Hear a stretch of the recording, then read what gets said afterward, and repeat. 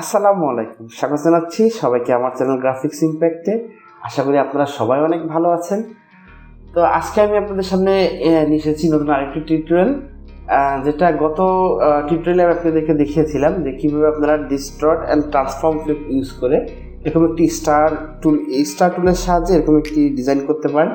আজকে আমি আপনাদেরকে দেখাবো রেক্ট্যাঙ্গেল টুল ইউজ করে আপনারা কীভাবে এরকম একটি ডিজাইন ইউজ করতে পারেন।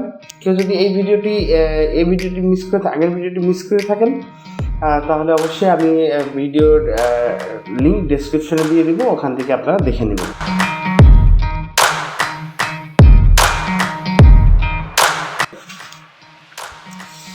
এরপরে আমি চলে যাচ্ছি ইলাস্ট্রেটরে। এখান থেকে আমি ক্রিয়েট নিউতে ক্লিক করে দেব। আমি যেহেতু এটার জন্য এই ভিডিওর জন্য একটি থাম্বনেলও বানাবো, এই জন্য আমি 1280x800 এটা ইউটিউবের থাম্বনেল সাইজ মিটিয়ে নিচ্ছি এবং এখান থেকে ক্রিয়েটে ক্লিক করে দিলাম। এরপর একটু আমি জুম আউট করে নিলাম। এবার এখান থেকে দেখতে পাচ্ছেন ফিল কালার, এই ফিল কালারটা আমি অফ করে দিব। এরপর এখান থেকে আমি রেক্ট্যাঙ্গেল টুলটি সিলেক্ট করে নিলাম। এখানে দেখবো ভিউতে যাব, স্মার্ট গাইড অন আছে কিনা। কেন স্মার্ট গাইড অন আছে কিনা দেখবো সেটা এখন আপনাদেরকে দেখাচ্ছি। আমি যখন এখানে মাউসটি নিয়ে আসলাম, মাউসের কার্সারটি নিয়ে আসলাম, এখানে সেন্টার দেখাচ্ছে। যদি স্মার্ট গাইড অফ থাকে তাহলে কিন্তু আমাদেরকে সেন্টারটি দেখাবে না। তো এখান থেকে আমি শিফট এবং অল বাটন একসাথে প্রেস করে এরকম একটি এই বরাবর একটি রেক্ট্যাঙ্গেল আঁকবো। এরপর এখান থেকে আমি এটার স্ট্রোক ওয়েটটাকে আমি এখান থেকে 18 করে দেব। এরপর এখান থেকে আমি এখানে দেখতে পাচ্ছেন এখানে স্ট্রোক যে লেখাটি আছে এখানে আমি একটা ক্লিক করবো এবং এখান থেকে যে দ্বিতীয় অপশন ক্যাপসের রাউন্ড ক্যাপটি আমি সিলেক্ট করে দেবো এবং এখান থেকে আমি ড্যাশ লাইন অন করে দিব। এখানে আমি ড্যাশ লাইনটি আমি এখানে আপনাদেরকে প্রথমে দেখতে পারবেন ড্যাশ, এটা অবশ্যই 0 থাকতে হবে এবং আমি একদম প্রথম থেকেই দেখাই আপনাদেরকে। আপনি যখন বাই ডিফল্ট ওপেন করবেন তখন জিনিসটা এরকম থাকবে, এটাও 0 এটাও 0। তো এটা 0ই থাকবে, বাট এই গ্যাপটাকে আমরা বাড়িয়ে দেব, তাহলে আমরা দেখতে পারবো আমাদের এরকম সব গোল গোল অনেকগুলো অপশন চলে, এখানে অনেকগুলো ইলিপস তৈরি হয়ে গেছে। এরপরে আমরা দেখে নেবো আমাদের এটার আবার স্ট্রোকে যাব এবং এখানে যে লিমিট যে অপশনটি এটা অবশ্যই 1 থাকতে হবে। লিমিট যদি বেশি থাকে ডিজাইনটা কিন্তু সুন্দর হবে না। এরপর আমরা এখান থেকে সিজার টুলটি সিলেক্ট করব এবং এখান থেকে আমরা এখানে মাউসটি রাখলে দেখতে পাবো অ্যাঙ্কার পয়েন্ট লেখা আসবে। এখান থেকে আমরা এখানে একটা ক্লিক করব এবং এখানে মাউস রাখার পরে আসবে অ্যাঙ্কার পয়েন্ট, এখানে একটা ক্লিক করব এবং এখানেও তাই এবং এখানেও। এরপর আমরা এখান থেকে টোটালটাকে সিলেক্ট করব এবং এখানে আপনারা দেখতে পাচ্ছেন ভ্যারিয়েবল উইথ প্রোফাইল, এখানে আমরা একটি ক্লিক করে দেব এবং এই যে এখানে আপনার উইথ প্রোফাইল 4 এটাকে আমরা সিলেক্ট করে দেব এবং এরপর টোটালটাকে সিলেক্ট করে আমরা কন্ট্রোল জি দিয়ে গ্রুপ করে দেব। এরপর আমরা টোটালটাকে আবার সিলেক্ট করে নেব, নিয়ে তারপর আমরা এখান থেকে চলে যাব ইফেক্টস, ডিস্টর্ট অ্যান্ড ট্রান্সফর্ম। এখান থেকে আমরা ট্রান্সফর্মে ক্লিক করব এবং এখান থেকে প্রিভিউ অন করে নেব।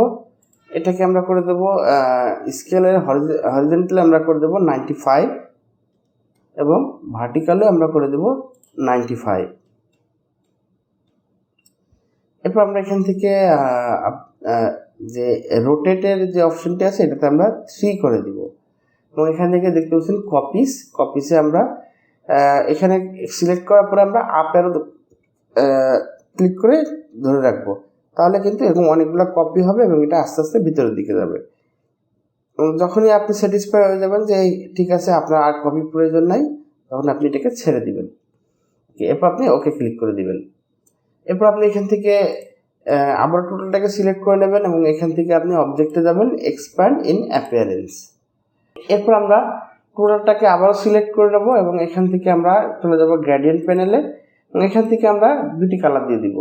আমি আমার মন মতো কালার দিয়ে দিচ্ছি, আপনারা আপনাদের মন মতো কালার দিয়ে দেবেন। আমি এখান থেকে রেড দিচ্ছি এবং এইখান থেকে আমরা ঠিক অপোজিট, রেডের অপোজিট ইয়েলো আমরা নিয়ে নিচ্ছি এবং এখান থেকে আমরা বাইরে যদি একটা ক্লিক করি তাহলে দেখতে পাবো এই কালারটি কিন্তু এখানে চলে এসেছে। এরপর আমরা এখানে একটা ব্যাকগ্রাউন্ড অ্যাড করব। ব্যাকগ্রাউন্ড অ্যাড করার জন্য আমরা সাধারণত কি করি, আমরা এখান থেকে এইভাবে টান দিই, একটি ব্যাকগ্রাউন্ড কিন্তু আমরা অ্যাড করি।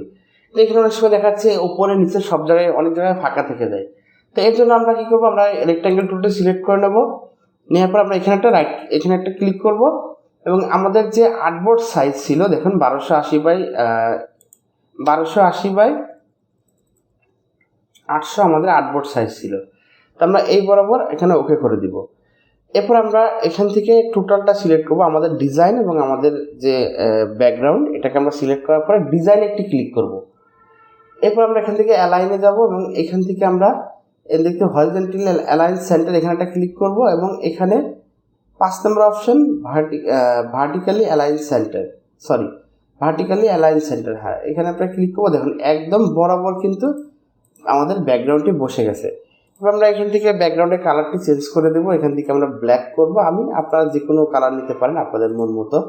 এবার আমরা এখান থেকে মাউসের রাইট বাটন ক্লিক করে অ্যারেঞ্জ সেন্ট ইট ব্যাক, এবং আমাদের ডিজাইন কিন্তু কমপ্লিট।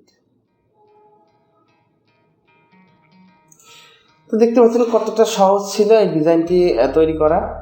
আপনারাও চাইলে এরকম ডিজাইন খুব সহজে তৈরি করতে পারবেন। পরবর্তী ভিডিওতে আমি আপনাদেরকে দেখাবো এখান থেকে দেখবো আমরা ইলিপস টুলের সাহায্যে কীভাবে আমরা ট্রান্সফর্ম ইফেক্ট তৈরি করতে পারি। তো সেই ভিডিও দেখার আমন্ত্রণ জানিয়ে শেষ করছি আমার আজকের ভিডিও। সবাই ভালো থাকবেন, আল্লাহ হাফেজ।